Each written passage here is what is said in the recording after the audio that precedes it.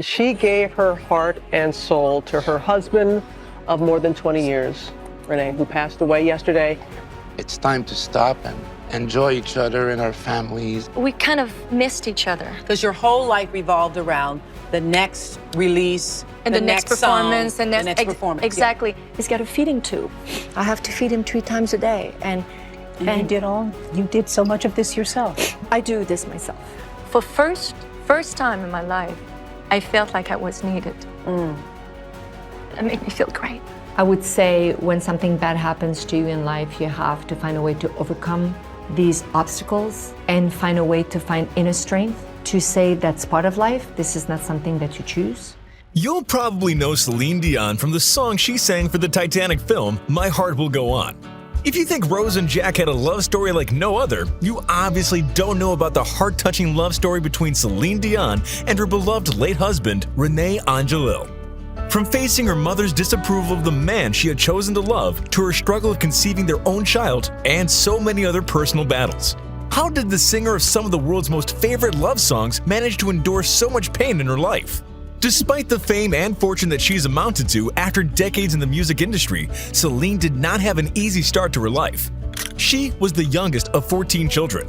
When the singer speaks of her childhood, she explains that there were sometimes 3 or 4 of her siblings sharing one bed, and that she didn't even have the comfort of having her own bedroom. However, even though the family struggled to make ends meet, Dion insists that her family wasn't poor where it really mattered.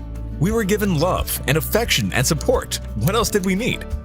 Celine's passion for singing was unquestionable, and her talent was of course undeniable. I was on the kitchen table. Really? Yeah, because that was my stage. Uh-huh. And I was singing for my brothers and sisters. Her parents knew that young Celine was special and meant for greater things, so they took a recording of her singing and sent it to manager and producer René Angelil. René was so impressed when he heard Dion's voice that he asked for her to come and sing for him in person. She was just 12 years old when she met her new manager, René, and he had so much faith in her talent as a singer that he mortgaged his own house to help her launch her career. Little did she know that in the future, René would be so much more to her than just her manager. It seems like René's sacrifice for the young singer paid off, and very soon she was known worldwide and making hit after hit. But it wasn't just a successful business relationship that was blooming between René and Celine. As the singer grew older, she started to see him more than just her manager. At 17, 18 years old, my feelings started to change for him. I kind of saw him differently. When she was 19 years old, she realized she was in love with René, who was 45, and that she wanted him to be more than her business partner. She wanted him to be her life partner. René had also grown feelings for Celine and knew that they shared a powerful romantic connection. So the pair took the relationship to the next level and started dating. Unfortunately, they weren't ready to go public with their relationship because they knew their love was going to be met with mountains of judgment from the outside world. Did you ever discuss the difference in ages as an impediment to the marriage? Absolutely not. You were more afraid of me, though. Yeah. You know, I was more afraid to first of all, to admit it to all the fans and all the people. Yeah. What they did not expect was for their friends and family to disapprove of the love they had for each other. But sadly, their relationship was not welcomed with praise. Celine's mother was not happy with such development, and she did everything in her power to make sure that Celine and René would not stay together. Her mom would say how unreliable René was, that he wasn't to be trusted, and he had no good intentions with the singer. When I told her I had some really strong feelings for René, she tried everything to kill him and make me snap out of it. Her mother's words had no effect on the couple, but they continued to keep their relationship a secret from the public until 5 years later, in the liner notes of her album, The Color of My Love, she finally opened up about her romance with René. I was afraid of what people would think. When you're in love, you want to scream it to the world. The couple went on to get engaged, but Celine's mother was still struggling with her daughter's relationship with René. Perhaps her mother was concerned about the 26-year age difference or the fact that René had been married twice before and had children of his own from his previous marriages. But Celine was not fazed by any of these things. She loved him for who he was and accepted everything about him. She had no choice. Love won, Celine said, about her mother's disapproval of René. The pair were married in 1994 in a lavish ceremony that was broadcast live on Canadian television.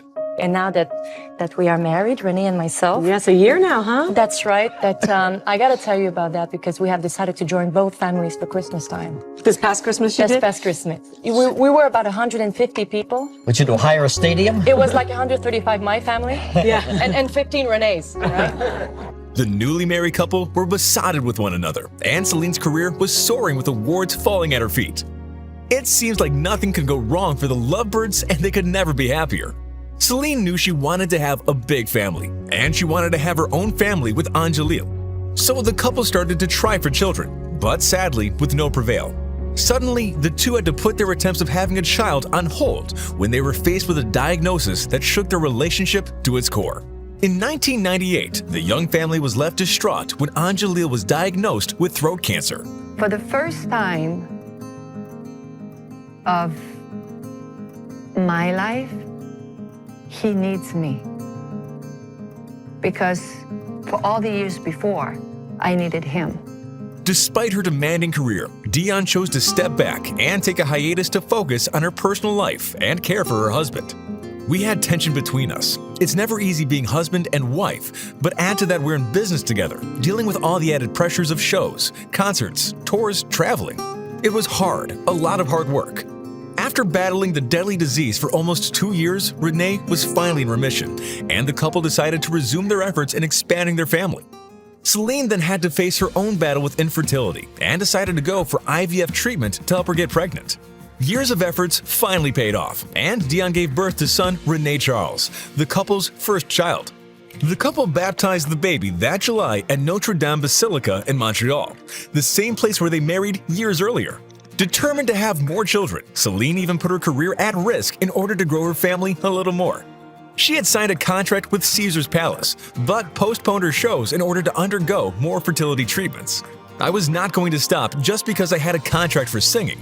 So I said try to postpone the Caesar's Palace shows because it wasn't a good enough reason for me not to try for a baby. A life or a contract, I couldn't live with that. But we did a miscarriage. We tried 4 times to have a child. We're still trying. We're on the 5th try. And I tell you, if 5 is my lucky number, this 5th try is gotta come in. Right? After multiple rounds of IVF and having to suffer the loss of a miscarriage, Dion and Anjalil happily welcomed twin boys, Nelson and Eddie.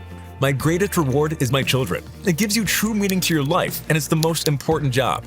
Finally, it seemed that the couple had everything that they wanted. 3 beautiful kids and successful careers.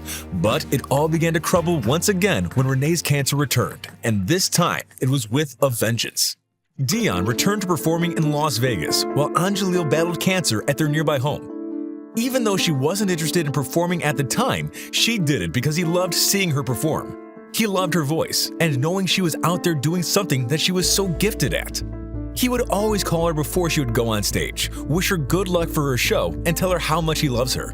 Anjalil, who was 73 at the time, was on a feeding tube for 2 years, and Dion tried to be strong during his lengthy illness. She was the one to help feed him and care for him when she was at home. I had to say, listen, I can't be half here and half over there. Please, allow me to stay home. She wanted to be the one there for him throughout this battle. I'll say, you're scared, I understand. Talk to me about it, and Renee says to me, I want to die in your arms. Okay, fine, I'll be there. You'll die in my arms. In 2014, after one of her shows, Celine came home, and instead of going in to say goodnight to her husband because she didn't want to disturb him while he was sleeping, she went to bed instead. The next morning, Renee's nurse told Celine that her beloved husband had passed away during the night, just 2 days before his birthday. The singer was heartbroken, regretting that she hadn't said goodnight to the love of her life the night before, when she had the chance. So she went into the room and sat with Renee's lifeless body and told him that she and their kids would be okay and he could rest peacefully. And I'm well because I know he's not suffering anymore. Because the hardest thing is not to lose somebody you love, is to see them suffer. Yeah. I'll probably grieve for the rest of my life. I'm still in love with him. There was nothing that could compare to the loss of the most important person in her life, and even years later, Celine admits that she still feels as though she is married to Renee. But there's a song from Sia, I go to sleep and imagine that you're there with me. And I go to bed with him, and I come on stage with him, and so I'm still married to him. In a devastating twist of events, as if the singer hadn't already been through enough, Celine Dion's brother, Daniel Dion, died of complications of cancer just 2 days after Renee's death. And I was wondering not too long ago, actually, I said to myself, is there more cancer? Or is it because now it has touched my family that it's the awareness? And I'm not quite sure, or maybe both, you know? Celine was surrounded by grief and loss, and it seemed as though there was no way to go back to a normal life after so much pain and suffering. How would she go on without her dearest Renee by her side? The singer chose to lean into her music to help her heal from the loss of her soulmate because she knew how much he loved to see her perform and do what she did best. As the years passed, it seemed that the wound that Renee's loss had left behind was finally starting to heal. Celine said that she'd be willing to open her heart to the possibility of falling in love again. Dion made it clear that she wasn't exactly ready to jump into the dating pool, but was open to the possibility of finding someone new in the future. Say yes for love maybe one day. I don't know. I don't want to be 22 anymore. I love to be 51. I'm enjoying my life. And I wanted that message to come across to the other women to say, you have to accept yourself. For now, though, the singer is just going with the flow and seeing what happens in the future. I'm not stressed at all. I feel like I can do anything I want.